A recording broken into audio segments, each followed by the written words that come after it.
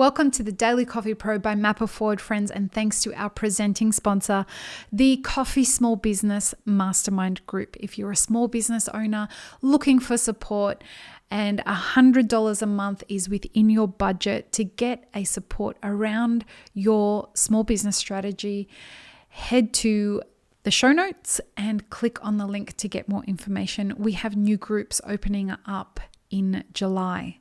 Today on the podcast, we are discussing a very unique opportunity in our business's history, our industry's history, I should say, when it comes to consumer pricing. We are in the middle of, when it comes to pricing, a perfect storm. Commodity prices are going up, so the cost of packaging or the raw materials that go into the packaging, the cost of coffee is going up exponentially right now. You will see that the C market about 2 years ago was around 46 cents. It's now at 164 as of today. And all the other commodities involved in you running your business, the wheat or the flour that goes into making croissants and the cakes that you might be selling, all of those things are going up. And we are in an inflationary market right now. And your consumers know that.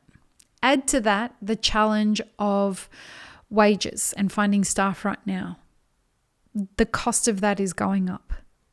So we are in a scenario where customers or consumers around the world are starting to understand that inflation is a very real thing that has started to happen.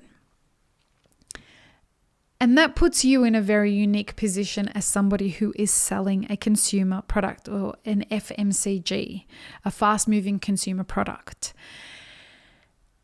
And now, I want to preface this by saying I am not in any way saying everybody should put their prices up.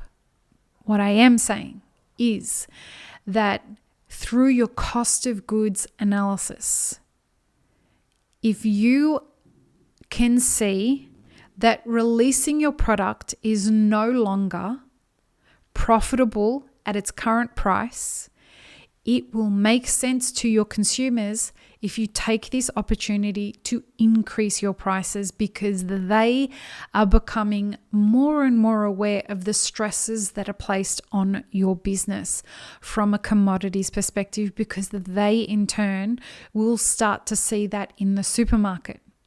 You are starting to see the cost of vegetables and fruit go up. You are starting to see the cost of dry goods go up. The cost of many products in the supermarket are going to start to go up if they haven't already started to go up. And that in turn will trigger consumers to understand that, oh, this is happening across the board. So the cost of your roasted coffee is going to get more expensive when you buy it from your roaster. Or if you are roasting, the cost of your green bean is going to start to go up if it hasn't already. As well, the supply of those goods are going to start, well, they already are dwindling. This is something that people who consume your goods will become aware of it. Now, that doesn't happen very often. And so you should take advantage, if it makes sense for you to take advantage of this very rare synergy between consumer behavior and awareness and your need to increase prices. Now, historically in our industry, it's been very difficult to increase the price of a cup of coffee.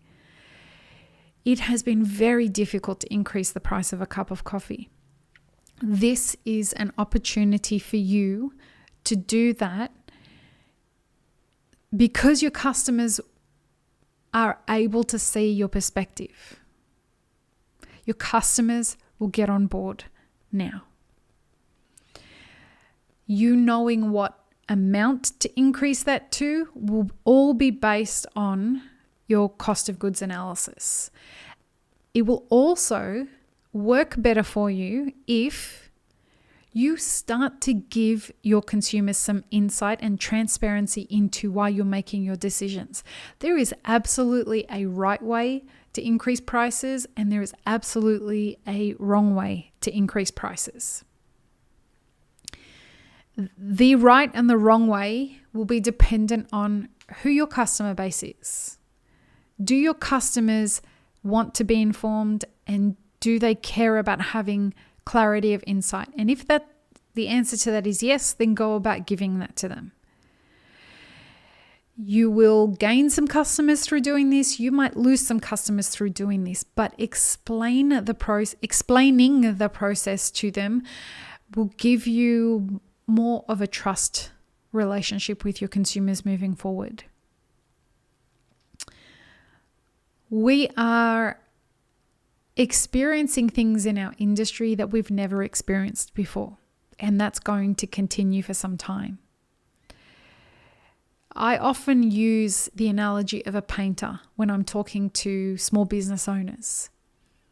And creating a painting from the artist's perspective requires a million different decisions around what paints to use, what canvas to use, what colors to use, whether to use your fingers or a brush or a different tool to actually paint the picture, what lighting you use. All of these different decisions can lead to two different artists painting the same thing, coming up with a very, very different end result. That's what being in business is. And right now, you have a variety of challenges or options that are presented to you that were not a part of your decision-making strategy as an artist before.